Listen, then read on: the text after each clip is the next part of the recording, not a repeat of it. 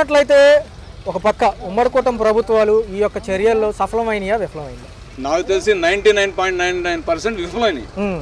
కొంత విశ్లేషణ సార్, ఇప్పుడు టౌన్ వరకు చూస్తున్నారు, ఓకే, మీరు సంతోషం, మీరు చెప్తే వస్తున్నారు, కట్ట మీద పెట్టి అందరినీ మా నాన్న గడ్డి కనిపించారు, అక్కడ వాటర్ ఇస్తే ఇక్కడ వాళ్ళకి ఎలా వస్తుంది? ఎక్కడో కంట్రీకా, ఎక్కడో అంబాపురం, ఎక్కడో వాంబే కాలనీ, వాళ్ళకి ఫుడ్ అనేది ఎలాగా మీరు తీసుకొస్తున్నారు, అక్కడ కట్ట మీద పడేస్తున్నారు. కట్ట మీద పడేసిన ఫుడ్ ఏమైంది? మొత్తం కనీసం కుక్కల పాలు కూడా కాలేదు. అది కుక్కల పాలు కూడా కాలేదు. వీళ్ళేమో బండ్లకి వేస్తున్నాం అంటున్నారు, పడవలకి వేసి పంపిస్తాం అన్నాడు. పడవలో వాళ్ళు ఏం చేశారు? తీసుకొచ్చి ఏదో మూలకు తీసుకెళ్లి సంచులు పడేయడం, ఆ వాటర్ అమ్ముకున్నారు. బాటిల్ వచ్చి 5 రూపాయలకు అమ్ముకున్నారు. బాటిల్ ప్రతి బాటిల్ 5 రూపాయలకు అమ్ముకున్నారు. పాల ప్యాకెట్ 5 రూపాయలకు అమ్ముకున్నారు. బోట్లో నేను 5,000 ఇచ్చి వెళ్ళానండి. 5,000 ఇచ్చి నా ఫ్యామిలీని తీసుకెళ్ళా. నా సామాన్ మొత్తం వాంబేకాలని, మాది అమ్మాపురం పంచాయతీ అండి. మా ఇవాళ కూడా నాకు మోకాళ్ళకి పైన వాటర్ ఉంది. 12 రోజులు గడుస్తుంది పై చిలుకు. ఎలా ఉంది సార్ పరిస్థితి? దారుణంగా ఉంది. టౌన్ లో మాత్రం శానిటేషన్ సింగనారు వరకు మాత్రం శానిటేషన్ జరుగుతుంది. మాకు మాత్రం ఎటువంటి ఫలితం లేదు. మాకు అసలు ఎమ్మెల్యే ఎలా ఉంటాడో, అతని ముఖం ఎలా ఉంటుందో కూడా మాకు తెలియదు. అంటే మీరు నమ్ముతారా? డిప్యూటీ సీఎం గారు కానివ్వండి, చంద్రబాబు నాయుడు గారు ఈ యొక్క స్ట్రాటజీ కానివ్వండి, ఆయన పనితీరు ఏమైనా పనికొచ్చిందా ఈ వరదల్లో? ఏమండి, ఒక చిన్న డౌట్ సార్.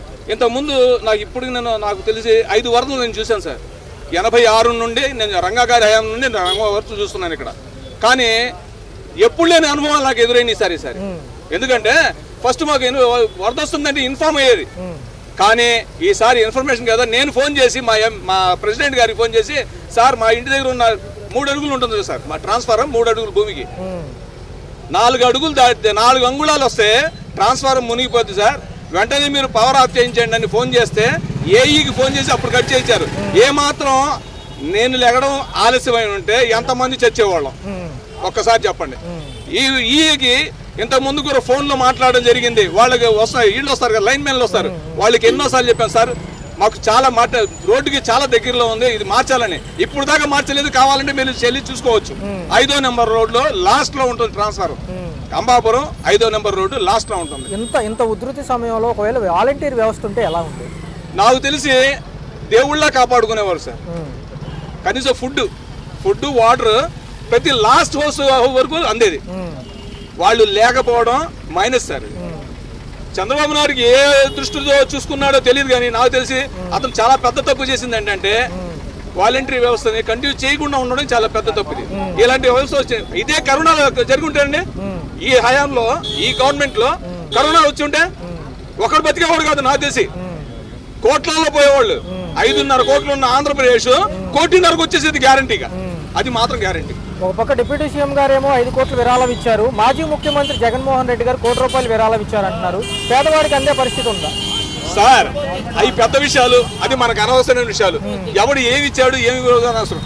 మనకి ఇక్కడ జరిగిన దానికి ఏంటి అనేది ఆలోచన ఉండాలి, అంతవరకే. కానీ వాళ్ళ పెద్ద విషయాలు మాకు అవసరం లేదు సార్. ఇప్పుడు నేను ఉన్నాను, చిన్న వ్యాపారస్తు, ఏదో ఫోటోగ్రాఫర్ని, నా సామాన్లు మొత్తం కొట్టుకెళ్ళిపోయినాయి. నాకు ఫుడ్ కూడా లేని పరిస్థితులు 0 నుండి స్టార్ట్ అయ్యి మళ్ళీ ఇప్పుడు 0కి వచ్చి నుంచొని ఉన్నాను. అలాంటి ఇప్పుడు చూడండి, మెకానిక్ షెడ్ దగ్గర ఆటోను తోలుకుందామని వచ్చేసి ఆ ఆటో కూడా దొరకకుండా రోడ్డు మీద నుంచున్న పరిస్థితి నాది. నాలాంటి వాళ్ళు ఎంతమంది ఉన్నారు విజయవాడలో? ఇప్పుడు 3 లక్షల మంది మునిగిపోయారు. 3 లక్షల మంది కూడా ఇప్పుడు జీవనోపాధి 90% కోల్పోయారు. ఏమీ లేదు. ఇదే అంశం ప్రకారం చూసుకుంటే కృష్ణా నది పైన ఏదైతే రిటైనింగ్ వాళ్ళు కృష్ణలంక వాసులకు కట్టారు, అది 3 లక్షల మందిని కాపాడింది అంటున్నారు. దానిపైన మీ అభిప్రాయం? 100% అండి. ఎందుకంటే అది ఎవరైనా చేయనివ్వండి, అది గవర్నమెంట్ తరఫు నుండి ప్రజాధనంతో చేసింది, కానీ మంచి చేశాడు. అది ఒకటి మాత్రం నేను చెప్పగలను. మరొక అంశం తీసుకుంటే ప్రకాశం బ్యారేజీలు బోట్లు గుద్దుకోవడంలో కుట్రకోణం ఉందా, సహజంగా జరిగింది? ఏమండి, ఇది మరి నవ్వుగా అనిపించట్లేదు మీకు? ఎవరిని చూసేస్తాడండి? ఆ తోడి వల్ల ఇక్కడ ఉపయోగం ఏంటి?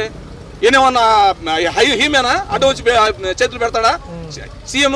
లేదు, పెట్టలేడు కదా. అది వచ్చి గుద్దుకున్నా. నిజంగా ఒక విధంగా చెప్పాలంటే దానికి ఇవాళ దాని స్ట్రెంగ్త్ ఏంటో అదే మన బ్రిడ్జ్ నిరూపించుకుంది. దానికి అప్పటి ఇంజనీరింగ్ నేను యాక్సెప్ట్ చెప్తున్నాను. మరొక అంశం చూసుకుంటే ఏదైతే మాజీ ప్రభుత్వాల మంత్రులు ఏమైనా సమీక్షకు వచ్చారా? ఇప్పుడు దాకా నాకు మా ఏరియాకి అయితే ఎవడు వచ్చినోడు కూడా దిక్కులేదు సార్. మా ప్రెసిడెంట్ ఒక్కడే పాప సీతయ్య గారు, ఆయన పేరు గండికోట సీతయ్య గారు, పాప పిచ్చోళ్ళగా 4 వేసుకొని తిరుగుతూ ఉంటాడండి. ఆయన ఎవరికి ఏం కావాలని తిరుగుతూ ఉంటాడండి. ఆయన ఒక్కడు. ఆయన ఇవాళ నిజం చెప్తున్నానండి. ఇంకో గొప్ప జోక్ ఏంటంటే ఇవాళ కూడా మాకు గవర్నమెంట్ నుండి ఏ సాయం లేదండి. దానికి నిదర్శనం ఏంటి తెలుసా సార్? మేము తాగే వాటర్ కూడా ఆయన సొంత డబ్బులతో వేస్తున్నాడు అండి ఇవాటికి సిన్స్ టుడే. సార్ చూసుకున్నట్లయితే ఒక పక్క ఈ యొక్క ఉధృతికి సంబంధించిన అంశాల్లో ప్రతిపక్షాలు పాలకపక్షాలు ఉమ్మడిగా కృషి చేస్తే ఎలా ఉంటుంది? నాకు తెలిసి 100 చాలా బాగుంటుంది సార్. ఎందుకంటే ఇక్కడ ఇప్పుడు తన్నుకునే టైం కాదు ఇది. అందరూ సపోర్ట్ చేసుకుంటూ ఒకరినొకరు సపోర్ట్ చేసుకుంటూ ముందుకు పోయే టైం ఇది. దాన్ని పాజిటివ్గా తీసుకుంటే అంత బాగుంటుందని నేను ఒక పక్క చూసుకుంటే చంద్రబాబు నాయుడు అరెస్టు హయాంలో పవన్ కళ్యాణ్ గారు రోడ్డు మీద తన నిరసన చెప్పి రోడ్డు మీద పడుకున్నారు. మరి వరద బాధితుల కోసం ఏం చేయబోతున్నారు? ఆయన గురించి నేను మాట్లాడడం చాలా తక్కువ మాట్లాడాలనుకుంటున్నాను. ఎందుకంటే ఆయన నేను బయటకు వస్తే జనాలు జామ్ అయిపోతారు.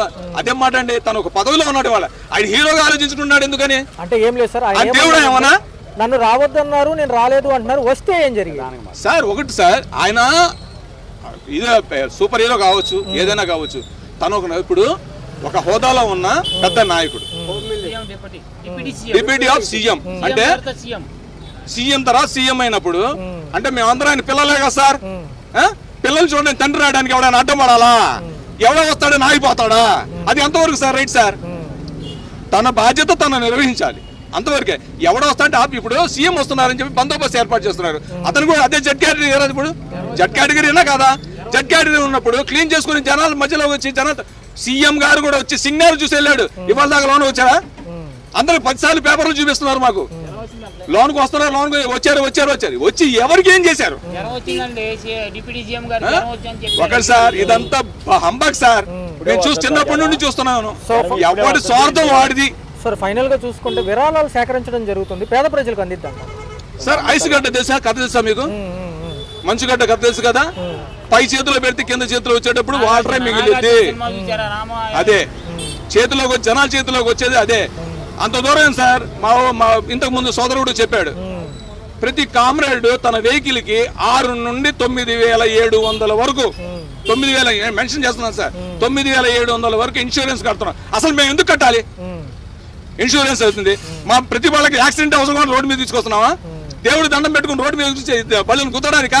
ఎందుకు కట్టాలి? నా కొడుకులకి ఎందుకు కట్టాలంటే ఇప్పుడు సింగిల్ సేమ్ సెటిల్మెంట్ 2,000 కోసం మేము లైన్ లో నుంచుంటే ఈడిచ్చే 2,000 కోసం బతకాల మేము? లేకపోతే లైన్ లో తీసుకెళ్లి బండి పెట్టు 3 నెలలకు అవుతుంది. అప్పుడు మేము చూసి చెక్ చేసి ఇది ఏమంటారు దాన్ని లెక్కలేసి అప్పుడు చెప్తాడంట.